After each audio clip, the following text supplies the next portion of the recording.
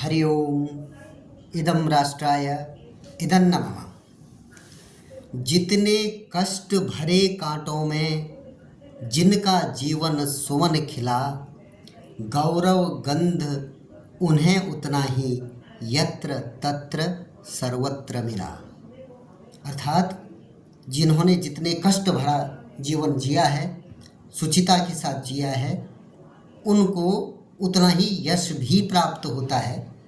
आज हम इस बात की चर्चा इसलिए कर रहे हैं क्योंकि आज पथिक संदेश पत्रिका के इस माह के एक विशेष अंक की हम चर्चा करने वाले हैं। प्रेरणादायी चरित्र की चर्चा करने वाले हैं।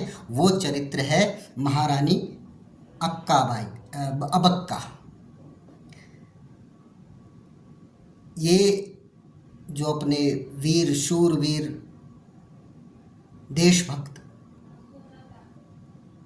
बलिदानी हुए, कुशल शासक हुए, उनकी चर्चा हर माह अपने पथिक संदेश में रहती है। इस बार भी है।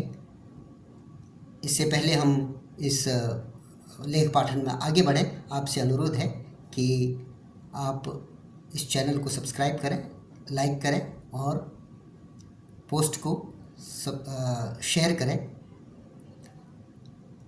और पथिक संदेश पत्रिका जैसी राष्ट्रवादी पत्रिकाओं को सब्सक्राइब करें, उन्हें पढ़ने का अभ्यास करें। ये बहुत अच्छी जानकारी देने वाली पत्रिकाएं हैं। तो आज के लेख पाठन का शुभारंभ करते हैं। श्रद्धांजलि इस स्तंभ में जो लेख छपा है, अप्रतिम स्वतंत्रता सेनानी महारानी अबक्का।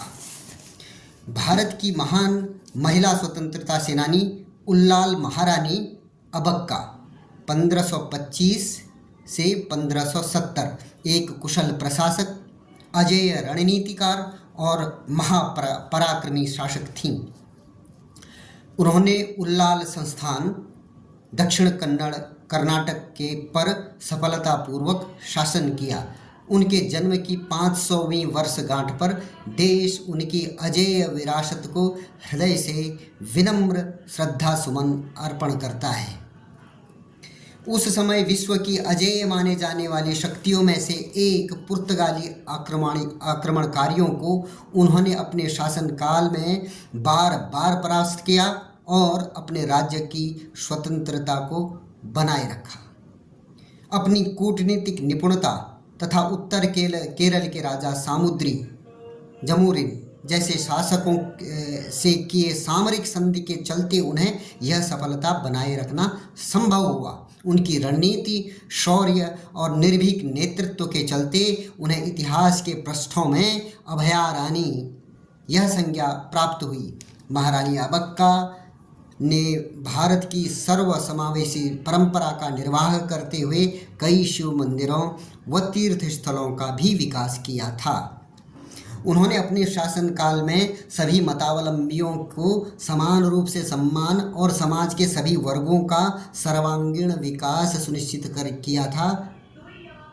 इसी कारण उनकी सद्भावना व एकता की विरासत कर्नाटक में यक्षगान, लोकगीतों और लोक नृत्य द्वारा उनके प्रेरणादायक प्रसंगों के माध्यम से आज भी गूंज रही है।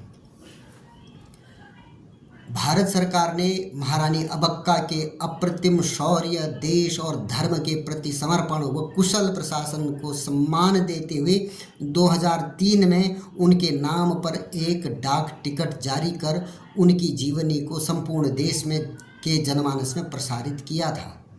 एक विजयी जल सेना का संचालन करने की क्षमता से प्रेरणा लेने के लिए ही 2009 में एक गश्ती पोत का नामकरण रानी अबक्का के नाम पर किया गया था। महारानी अबक्का का जीवन संपूर्ण देश के नागरिकों के लिए अत्यंत प्रेरणादायी है।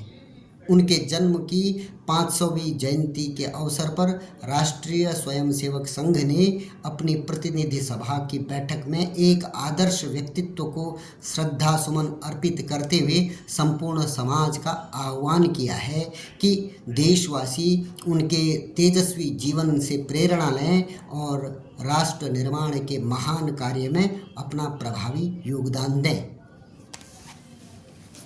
मित्रों, ये एक छोटा सा लेख है। लेख छोटा हो परंतु उसके भाव बहुत बड़े हैं। उस समय में जब हमारे लिए इतिहास केवल दिल्ली, आगरा, कलकत्ता तक सिमट गया था, उस समय ऐसी परिस्थितियों में हम अपने जो प्रशंसनीय चरित्र थे उनको भुला बैठे हैं, या अपने क्षेत्र की राजनीति और भाषा की राजनीति के चक्कर में हम उन श्रेष्ठ चरित्रों के जो लाभ ले सकते हैं, उनसे जो प्रेरणा ले सकते हैं और जो उनके सुकृत्यों से देश को एक करने का एक शुभ कार्य कर सकते हैं, वो छूट गया।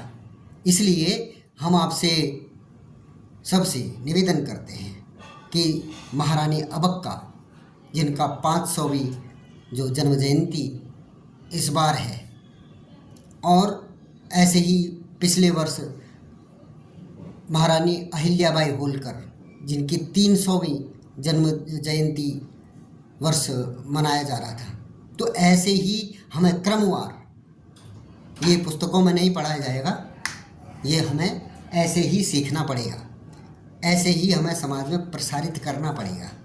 इसलिए हम कहते हैं कि ये जो राष्ट्रवादी पत्रिकाएं हैं, इनको आपके समर्थन की आवश्यकता है। आप इनको सब्सक्राइब करें, इनको पढ़ने का प्रयास करें। जितना इन्होंने बताया है उससे आगे आज का समाज हमारा ऐसा है, हमारे पढ़े लिखे जो समाज में जो प्रबुद्ध वर्ग है, वो इतने में रुकने वाला नहीं है। ये ज्योति जली और इस ज्योति के प्रकाश में बड़े सारे अनुसंधान भी होने वाले हैं। तो आपसे अनुरोध है कि ऐसे राष्ट्रीय चरित्रों का आप स्मरण करें, और इस तरीके के जो भी राष्ट्र को जोड़ने वाले जो भी तथ्य है, जो भी तत्व है, उनका आप भी समर्थन करें। आज के लिए बस इतना ही।